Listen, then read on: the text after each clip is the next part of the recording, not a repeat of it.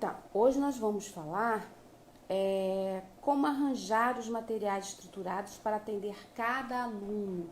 Como que a gente vai organizar o nosso material, né? Como que a gente vai ter que pensar o nosso material. A gente já falou de acervo, a gente já falou de organização de materiais. A gente falou também de qualificação, né? A gente falou sobre a nossa qualificação remoto. Algumas pessoas têm algumas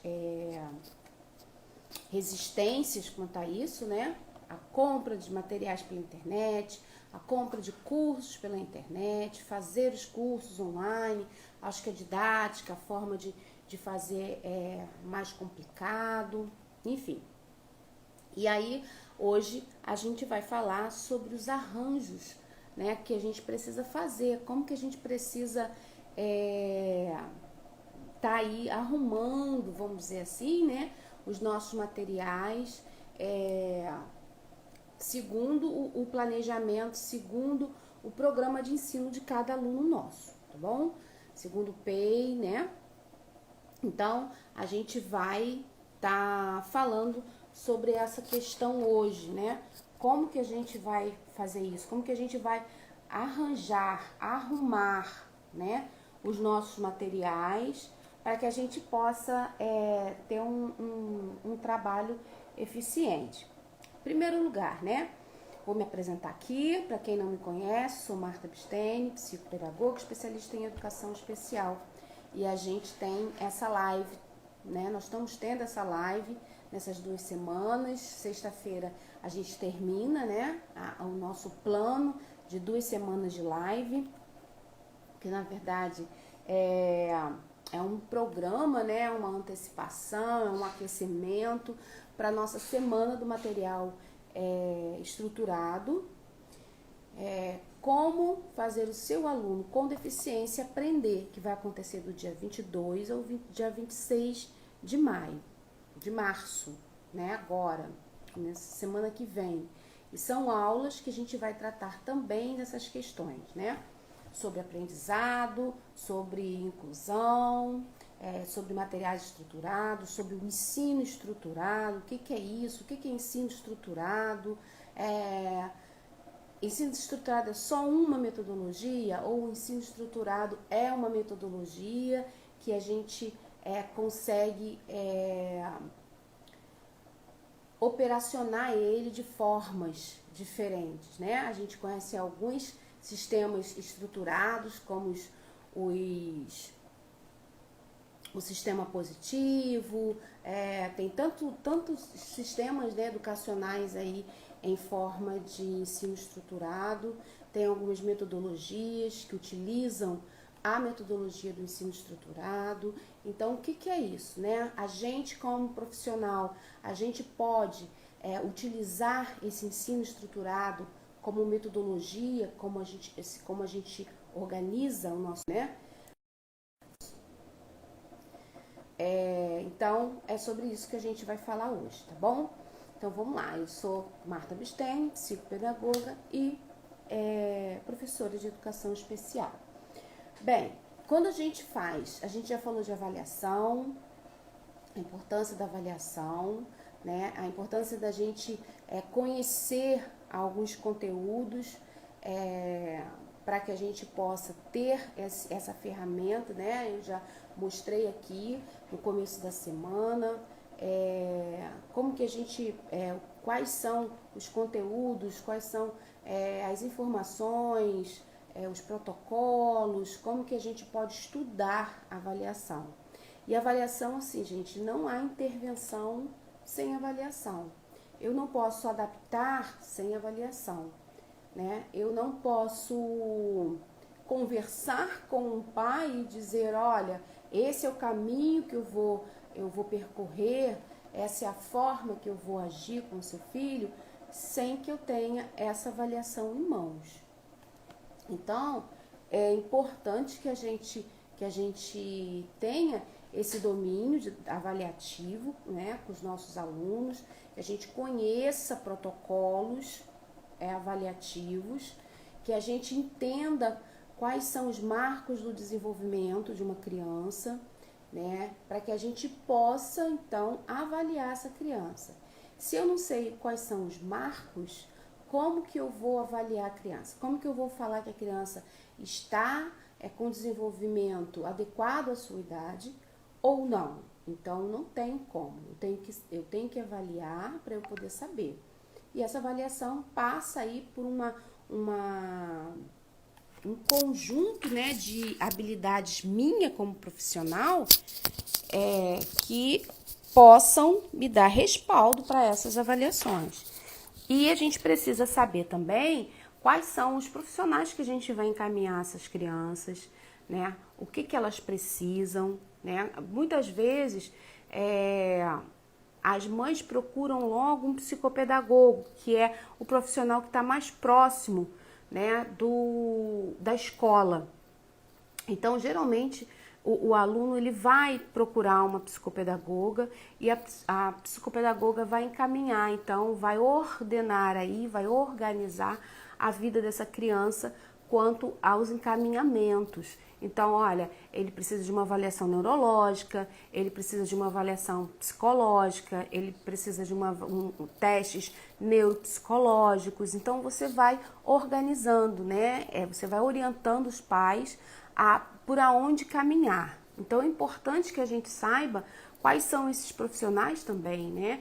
E é legal que a gente tenha aí alguns para a gente indicar, colegas, pessoas que você confia, que trabalham na mesma linha de atendimento seu. É muito legal quando você consegue ter um paciente dentro de uma clínica que ele é atendido por toda a equipe da clínica, né? Então, você tem dentro da clínica o pedagogo, o psicopedagogo, o psicólogo, o neuropsicólogo, o fono, o TO. Então, por quê? Porque aí você tem uma equipe que trabalha junto, que trabalha numa mesma perspectiva, né? E que vai convergir, né, o tratamento dessa criança. Mas a realidade não é essa, nem sempre isso acontece. Mas seria muito, muito, muito bom que isso acontecesse, tá bom? Então, gente, como que eu vou, com todas essas informações da avaliação, eu vou ter que montar programas de ensino. O meu aluno precisa de atendimento na área verbal. Meu menino não é verbal, ele tá já com considerável atraso verbal, né? E ele precisa, então, trabalhar. Eu não tô falando, gente, de dificuldade de fala, que aí a gente vai precisar de uma orientação de fono, uma avaliação de fono. Ao aluno não verbal também, ele precisa passar também por uma avaliação da fono, para ver tudo que está acontecendo, né? Alguns alunos, gente, é um médico que muito pouco se fala no meio da educação especial, mas eu gosto muito de uma avaliação dessa área, que é o otorrinolaringologista, né? A gente fala muito em fono, mas a gente fala muito pouco no especialista otorrino, né? Porque é uma avaliação mais ampla, né? Ela vai para uma avaliação mais ampla. Então, eu gosto de encaminhar, né? São dois profissionais que eu gosto muito de ter avaliação. Na área médica, quais são os médicos que eu geralmente oriento os pais? O neuro, né? O neurologista, o oftalmologista e o otorrinolaringologista. São os três áreas médicas que eu gosto muito de trabalhar, né?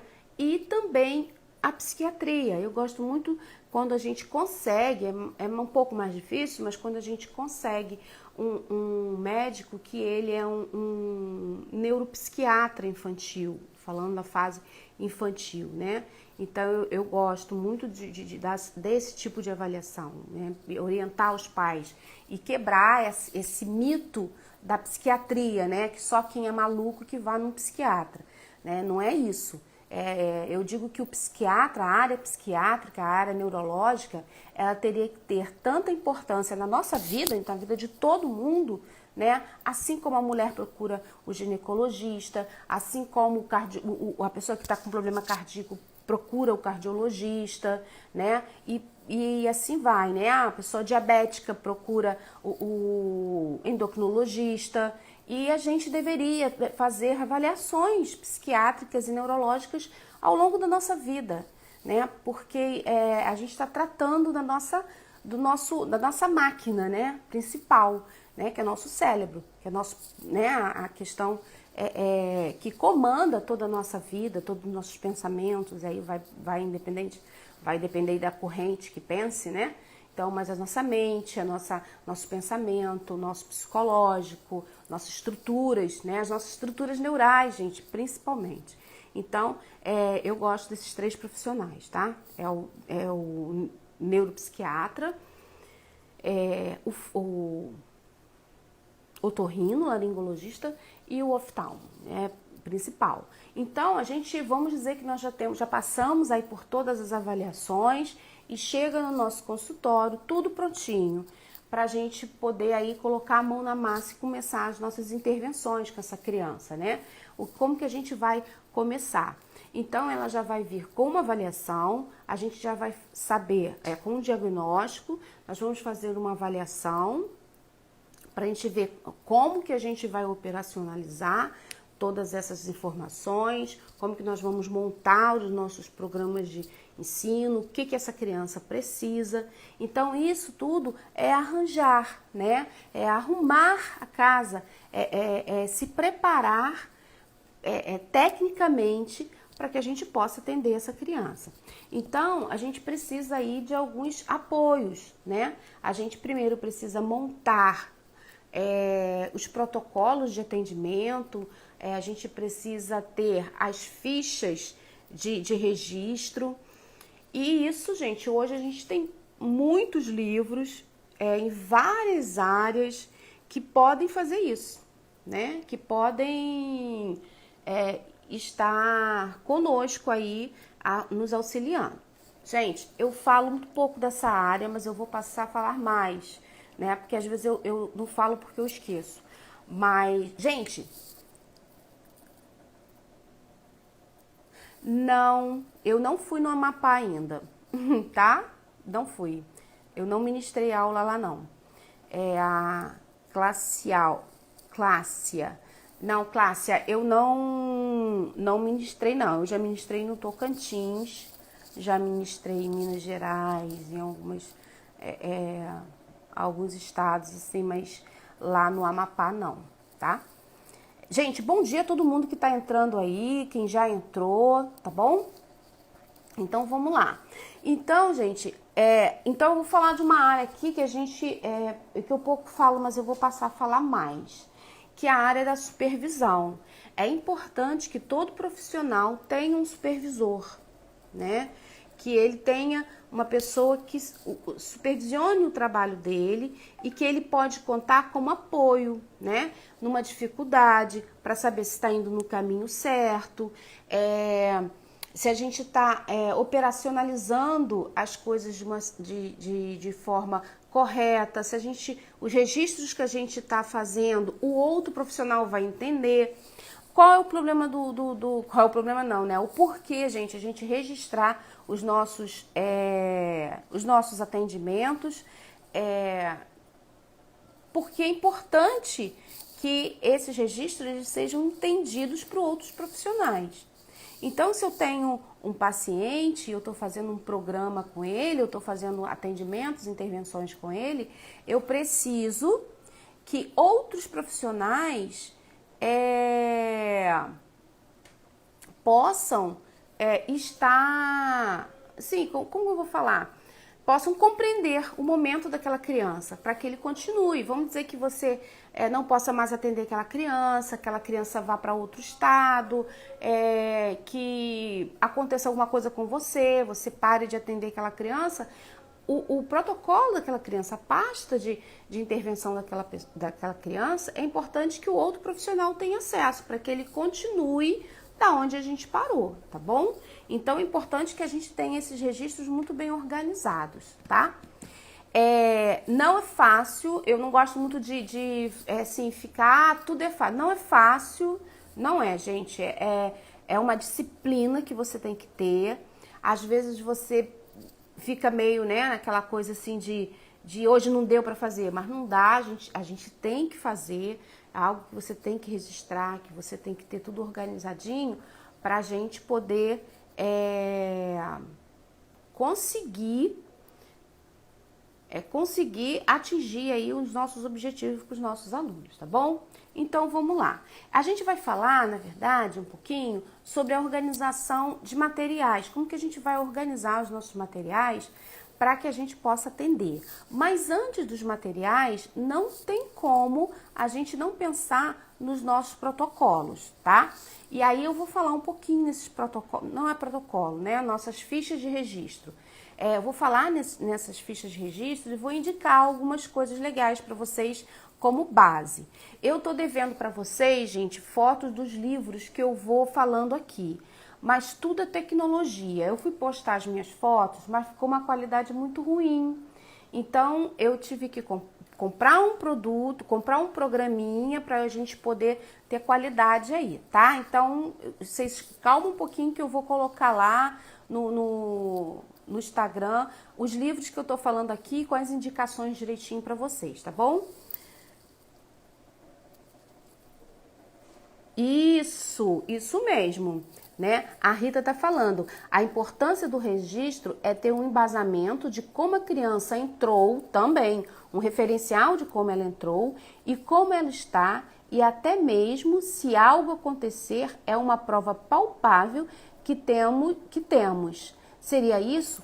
Exatamente isso, tá? Exatamente isso. É o que eu vou falar agora mostrando para vocês algumas fichas, né, de protocolo. É exatamente isso, Rita. Não tem como, gente. Quando eu recebo uma criança, eu tenho que provar de como...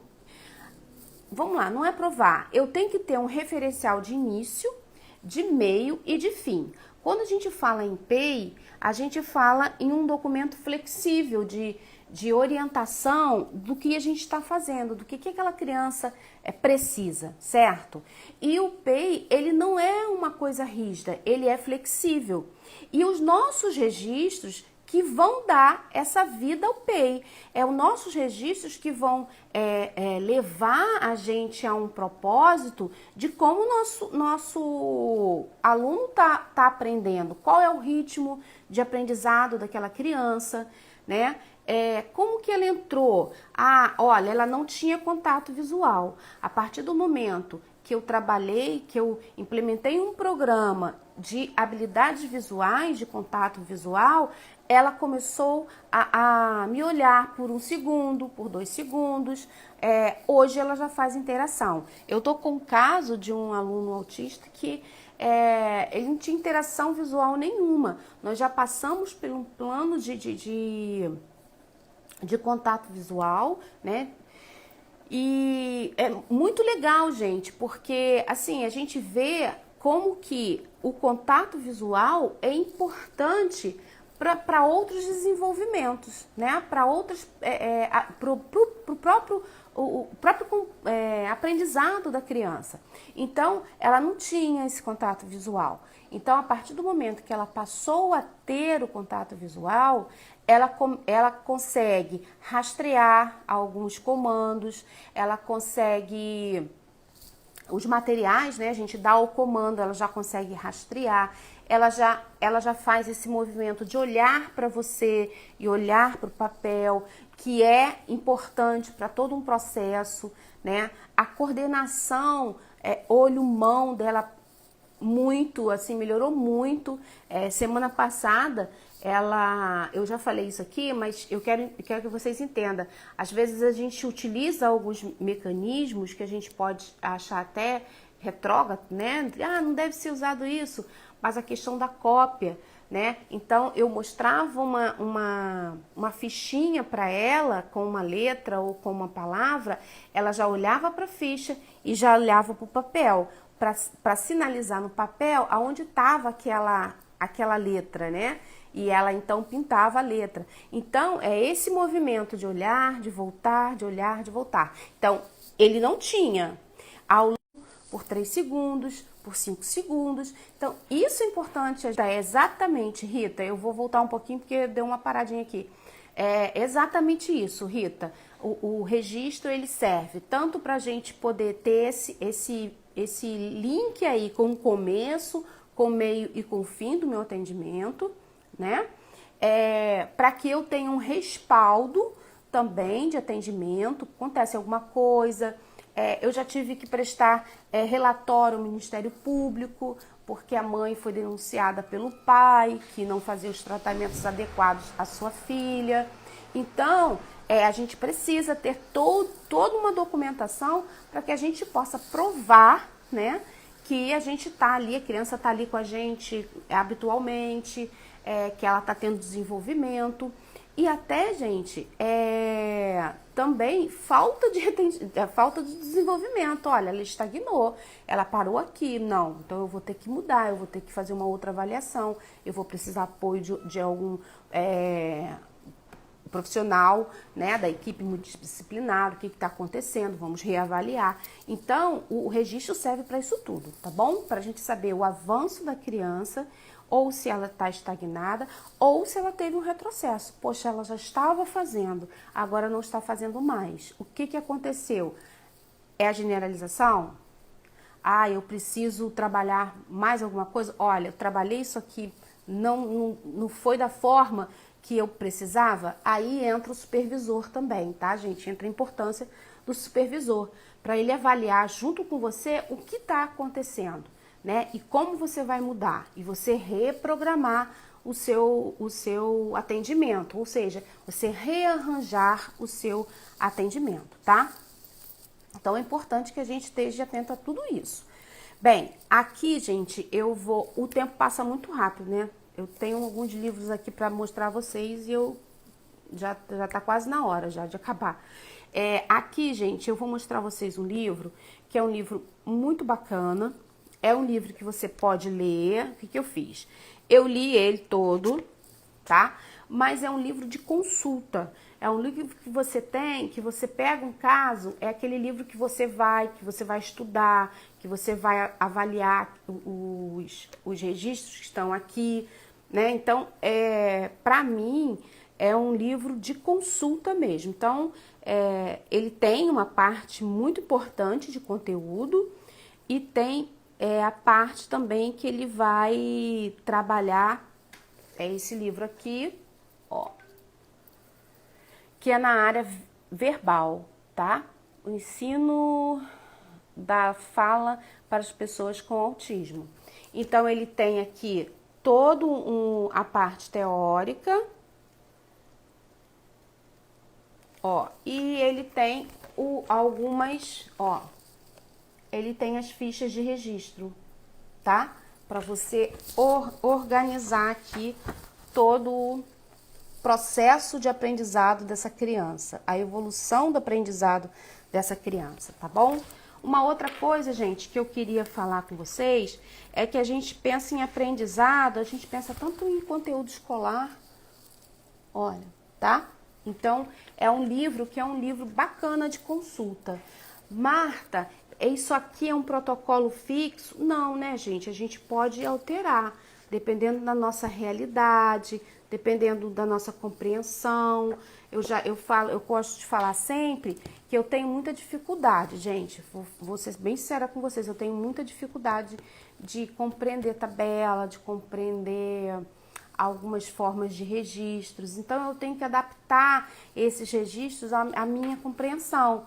Por questões de eu ser dislexa, eu tenho muita dificuldade de compreender, mesmo, assim, é uma coisa assim absurda, questão de tabelas, né, de registros de gráficos, planilha, essa questão aqui de compreensão de registro, é muito difícil. Então, o que eu faço? Eu vou tirar foto, gente, eu vou deixar lá. Eu vou tirar foto dos livros de segunda-feira e vou tirar fotos desses aqui e vou deixar lá no Instagram, tá bom? Vocês entram lá, que vai estar lá em forma de carrossel direitinho. Eu vou dizer por que eu tô falando sobre aquele livro, tá? Se não for hoje, segunda-feira tá lá. Aí vocês vão lá e acham. O nome do livro é ABA, : Ensino da Fala para Pessoas com Autismo, tá? O Celso, ó, tá saindo ao contrário, né? Infelizmente, tá bom? Celso Goios. Bem, então, gente, eu tenho essa dificuldade. Então, o que eu faço? Eu pego essas planilhas aqui, essas fichas de registro aqui, e faço o quê? Eu estudo elas, vejo quais são as informações necessárias nelas e monto as minhas. Porque aí, como fui eu que montei, eu tenho uma melhor compreensão. Essas aqui dele são muito facinhas, são bem bacanas. Então, assim, eu tenho uma boa compreensão sobre elas. Agora, algumas são muito confusas e eu preciso de fazer uma releitura, tá bom? Um outro livro que também nos proporciona um aprendizado e um acesso a fichas de registro é esse aqui que eu sempre mostro para vocês, ó. Não sei se vai aparecer ao contrário também, tá? Mas vocês lembram da capa, gente, tá?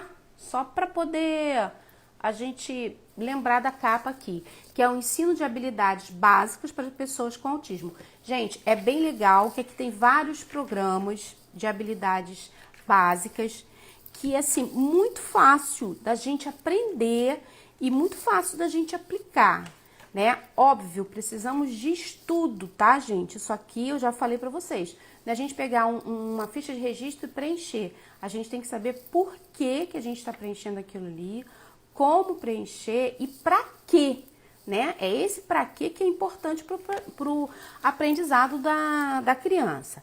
Esse aqui também é voltado para o autismo, mas eu faço as adaptações para as outras crianças também, tá? Eu tenho crianças com deficiência intelectual, com paralisia cerebral, que eu faço também esses programas aqui de ensino, tá bom? Então, vamos lá, deixa eu mostrar aqui a vocês.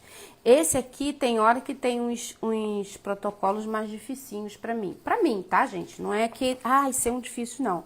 Pra mim, pra minha realidade cognitiva, tá? Ó, tá vendo? Então, ele já tem, olha só, gente, tudo prontinho, que bacana, ó. Então, esse daqui faz parte do programa de imitar ações com objetos manutenção. Então, para manutenção do aprendizado, tá vendo? Então, olha. Então, já tá tudo prontinho aqui nesse livro aqui também, de ensino de habilidades básicas, que é da Camila Gomes e Analice Silveira, tá bom? Então, também dá pra gente ter essa ideia de como montar nossas fichas de registro ou mesmo copiar, tá bom? Não tem problema não, de você copiar também e organizar. Só que eu acho assim, ó, a gente precisa ter isso aqui muito bem organizado, ou no computador, ou eu sou muito física. Eu gosto de imprimir e fazer apostilinhas pra mim. Mas hoje eu tô reduzindo isso por questão de folha, de gastos, de consciência ecológica, né? De gasto de tinta, de gasto de papel, de dinheiro também. E a gente, às vezes, não utiliza tanto a questão do impresso, né? Hoje tem programas de registro para isso. Então, assim, eu ainda não tenho, gente, que eu parei um tempo, né, de atender, fiquei só na área acadêmica, agora que eu tô voltando. Então, eu tô organizando todo o meu consultório, toda a minha parte de documentação, parte de registros de programas. Então, quando estiver tudo prontinho, eu vou passar a mostrar a vocês, tá? Mas é porque eu não tenho isso preparado didaticamente, na prática. Eu tenho até didaticamente, né? Quando eu dava aula, eu mostrava os registros, como eu tô mostrando aqui pra vocês.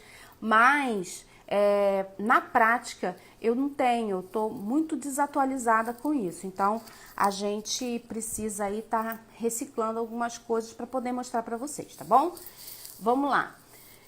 Eu mostrei um livro semana passada, que eu vou repetir ele aqui, porque ele serve também para a gente nos preparar para arranjar os nossos programas, arrumar aí, montar a nossa, como que eu vou dizer? A nossa pasta aí, né, de programas de intervenção, que é esse aqui, que eu mostrei semana passada, que eu falei que eu estou estudando ele, elaboração de programas de ensino da UFSCar. Ele é muito bom, né? Ele tem toda uma parte também teórica e tem a parte de montagem mesmo, de como você vai fazer. Tem alguns protocolos, tem algumas orientações, bem bacana. E ele também ensina a gente como elaborar esses programas de ensino, tá bom? Agora, gente, eu tenho um livro aqui que, assim, eu sou apaixonada por ele. E eu tinha muita vontade de conhecer a autora dele, mas ela já faleceu, infelizmente. E eu tenho... vou mostrar a vocês como que eu organizo meu estudo. Gente, ele é tudo pronto. Mas a gente também pode fazer as nossas... mas é pronto mesmo, tá? Então, quem não tem muita habilidade, quem tá começando na carreira, né? Quem ainda tá se envolvendo aí com o universo aí de consultório, de sala de recursos, né? De atendimentos em gerais da pessoa com deficiência, você pode utilizar ele tranquilo, tá? Que é esse aqui, ó.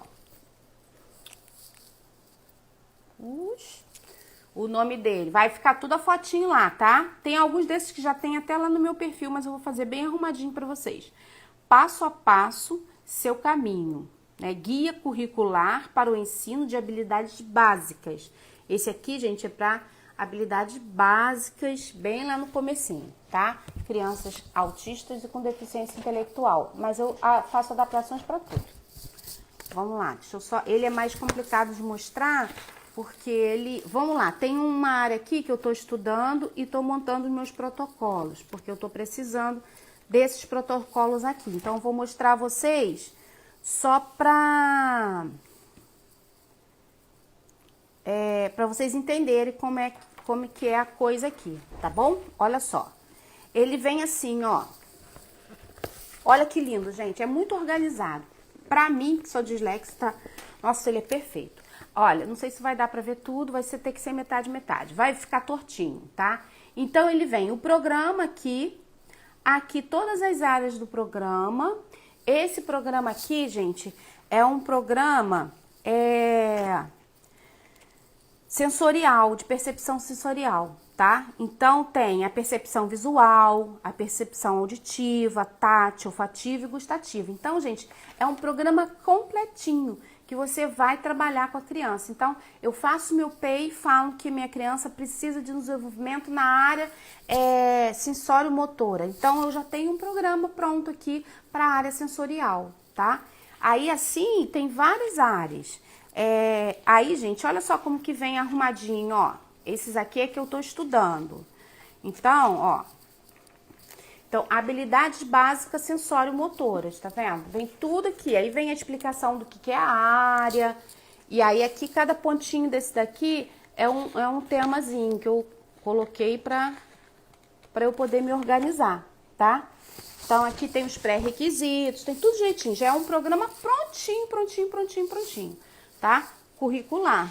Então, para habilidades básicas da criança. Gente, é maravilhoso. Eu vou falar pra vocês, até intervenção em creche, tá? Tem tudo, gente, assim, é muito bacana. É passo a passo seu caminho, tá? Guia curricular para o ensino de habilidades básicas. Então, gente, esses são nossos suportes para que a gente possa aí arranjar os nossos materiais, dar qualidade ao nosso acervo de materiais. Então, se eu sei que eu gosto assim, gente, olha, deixa Deixa eu explicar a vocês como eu faço aqui minha organização. Tem esse livro aqui. Aí, eu quero montar materiais. Que eu falo pra vocês, gente, eu monto meus materiais, mas eu não monto na... Mostra de novo? Mostra. É porque tá muito desfocado, gente, olha. Deixa eu botar... Ah, pronto. Olha. Ficou melhor pra vocês? Tá tortinho, né? Tá inverso, mas eu acho que tá tudo bem. Passo a passo, seu caminho. Gente, ele é perfeito, esse livro. Perfeito. Para um ponto de partida, você ter ele como um manual também, tá? Que você dali, você ganha o mundo. Então, o que eu faço?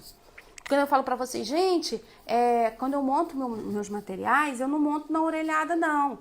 Às vezes a forma, às vezes a entrega, nada, Rita. Estamos aqui pra isso, tá bom?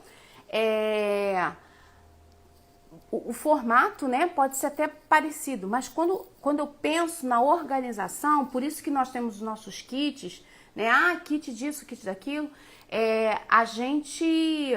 eu penso esse desenvolvimento. Então, eu pego um livro desse daqui e vou organizando todo o kit baseado em um processo de pensamento, num processo de aprendizado.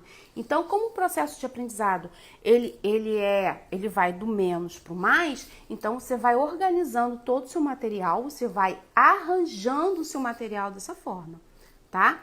Que é a proposta também do Portal Estruturar. Quando a gente organizou o conteúdo do Portal Estruturar, vou falar um pouquinho sobre isso depois, quando a gente pensou o material, a forma de entrega, né, do conteúdo do Portal Estruturar, a gente pensou exatamente isso, de forma que o profissional pudesse, dentro de um programa desses, já encaixar as atividades e elas pudessem auxiliá-los no seu trabalho. Marta, mas os materiais, eles têm muitos conteúdos programáticos, sim, mas olha só, quando a gente é terapeuta, quando a gente está em área terapêutica, e a gente vai falar, nós temos uma água, assim, um ponto divisor, né? Que é o que, gente? O ambiente terapêutico, ele não é reforço escolar, não é. Tem alguns até psicólogos cognitivos que reclamam sobre isso, não é só o psicopedagogo, não. A fono também. Tem muitas fonos que reclamam disso. Gente, SET terapêutico não é reforço escolar, tá? Não é para fazer trabalho de casa, não. Não faça isso, tá? Porque se você fizer uma vez, você vai fazer sempre. Como que eu organizo essa questão? A gente precisa saber como a criança está na escola.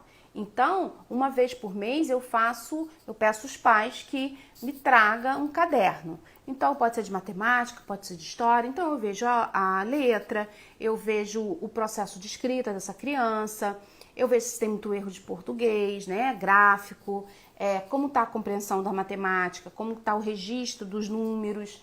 Isso a gente precisa saber. Eu tenho algumas atividades que eu estruturo para que não fique a mesma coisa da escola, para saber como é o raciocínio, como que é a cópia da criança. Mas, gente, não é muito bom a organização. Gente, a organização é perfeita, a gente tem que ter organização. Então, é importante que a gente tenha a gente passe para os pais essa questão, tá? Não sou reforço escolar. Eu não vou fazer tarefa de casa. A tarefa de casa é para casa, não é aqui.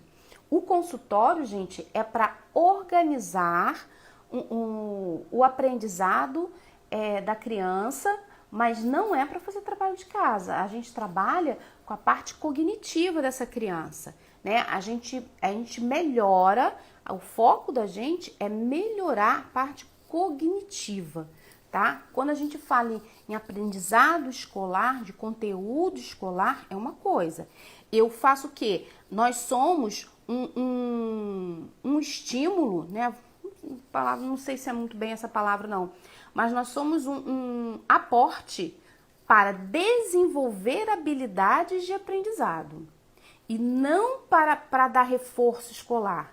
Eu vou trabalhar com as estruturas neurais dessa criança, eu vou trabalhar com o desenvolvimento de compreensão, de flexibilização, de memória, de motora dessa criança. Mas eu não vou ensinar o conteúdo, eu vou trabalhar questões neurológicas, cognitivas, para que ele tenha um bom resultado lá no ambiente escolar, tá? Então a gente tem que ser firme nisso daí.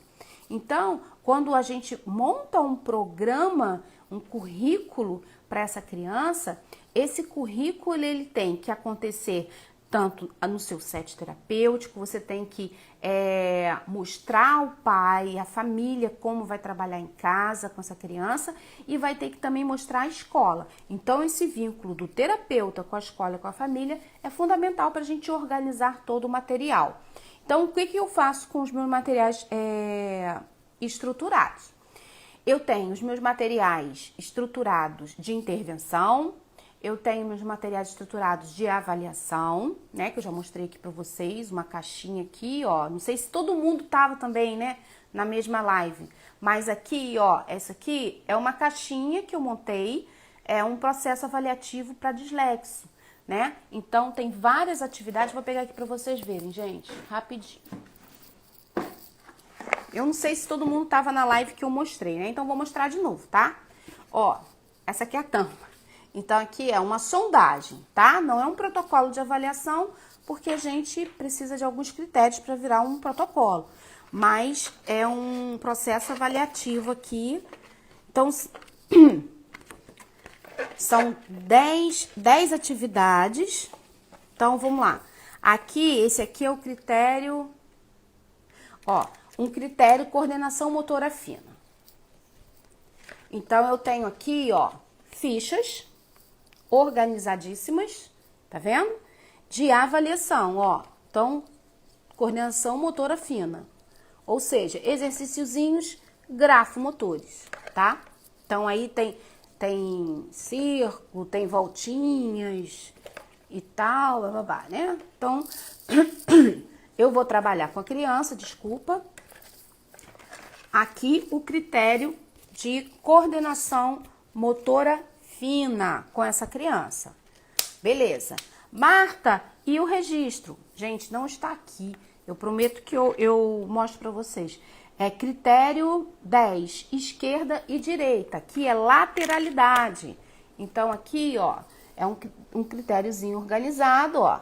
Então, a gente tem aqui um testezinho para que a criança entenda frente, esquerdo, direito. Aqui é só esquerdo e direito, não é frente não. Tá bom? Então, gente, isso daqui é uma organização de materiais, né? Um protocolozinho. Marta, isso saiu da sua cabeça? Não, não saiu da minha cabeça não, né? Ele tem fundamentação, né? Tem a bibliografia, tem tudo direitinho. E tem também, gente, já, é só para vocês verem a organização. Depois eu faço uma live só dele, para vocês entenderem aí. Deixa eu ver aqui. Depois eu faço uma live só dele, para vocês conhecerem ele melhor. Aí eu até libero a fichinha de protocolo para vocês, tá bom? Então, tem a fichinha de registro. Perdão, gente, meio com essa fichinha de protocolo, não é nada disso. É ficha de registro, tá? Então, tem a ficha de registro, tá? Dele. Então, eu faço a sondagem, registro essa sondagem. Gente, isso é processo avaliativo, tá? Tá bom? Então, esse daqui é para dislexia. Então, tem, assim, exercícios que vão me sinalizar as características mais fortes da dislexia. Ele pode ser sim. E, gente, olha só, não é um protocolo diagnóstico, tá? É uma sondagem. Então, eu vou sondar quais são essas dificuldades. Quando eu for fundamentar um relatório para encaminhamento de um neuro, eu já vou fundamentar, eu já vou mandar esse relatório com as minhas observações. tá? Isso aqui não vai dizer se a criança tem ou não dislexia. Ela vai me sinalizar cognitivamente a possibilidade, a hipótese da dislexia, tá? Olha, eu peguei 10 critérios, né? Que o padrão lá da Associação Brasileira de Dislexia me diz. Porque, gente, esses testes existem, testes originais existem, né? Oficiais, originais não, oficiais, existem, mas são muito caros, né? E quando a gente está na escola, principalmente os professores mais do interior não têm acesso. Então, a gente pode montar dentro de critérios aí de estudo da neurociência, da neuropsicologia. Nossa, tem uns livros assim muito maravilhosos, gente. Depois eu vou mostrar para vocês. Tem uns que estão chegando aí, quando chegar eu vou mostrar para vocês. Que são livros que nos orientam a fazer esse tipo de protocolo, tá? De sondagem. Então, gente, é importante que a gente tenha essa organização, porque a partir desse processo avaliativo, a partir de todo esse conhecimento, sim, já tem alguns critérios, tá? A Elizabeth está perguntando, é possível detectar dislexia numa criança de 6 anos? Sim, até antes, tá? Por exemplo, na creche, gente, amanhã 7h30, vai ser 7h30, tá? Porque o professor que vai falar com a gente só pode 7h30, então a live vai ser 7h30. Então, o que eu vou falar? Sim, ele é mestre em educação, é dislexo e vai contar a experiência dele como dislexo, tá bom? Amanhã, às 7h30, às 19h30. Olha só, tem sim. A gente já tem critérios eles chamam de avaliação pré-dislexia, né? Quando é lá na creche, tá? Desde o berçário, desde como a criança se comporta pegando os primeiros brinquedos, comportamentos de lateralidade, a criança que bate em tudo, a criança que não tem muita orientação, ela a gente já deve ter um olhar aí sobre a possibilidade de uma dislexia. Então, a gente fala muito que é o diagnóstico por exclusão, né? A criança tem todo um desenvolvimento normal, né? É típico, vamos dizer assim, dentro dos padrões de desenvolvimento, mas ele tem algumas características assim que a gente vê que é aquela criança atrapalhada, aquela criança que não utiliza o brinquedo corretamente, tá? Então, várias possibilidades. Elizabeth, eu vou fazer uma live desse material aqui, tá bom? Vou preparar a live pra gente desse material para vocês entenderem aqui como que um psicopedagogo, como um psicólogo, um fono, pode fazer seus protocolos de avaliação, tá? Baseado em outros, baseado em literatura, tá? Bem para a gente poder ter um respaldo bem legal. Então eu vou falar sobre isso, tá? Eu vou fazer uma live só sobre isso daí.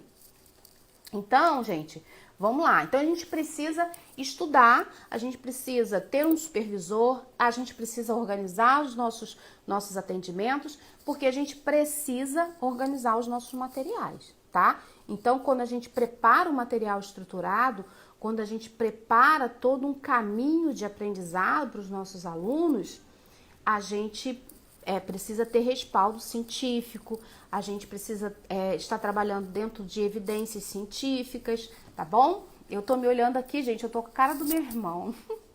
É muito engraçado, eu tô com a cara do meu irmão, tô me vendo aqui, tô vendo meu irmão. Então, isso é necessário, tá bom? Que a gente tenha tudo isso. Marta, estudar, olha, eu não consigo estudar.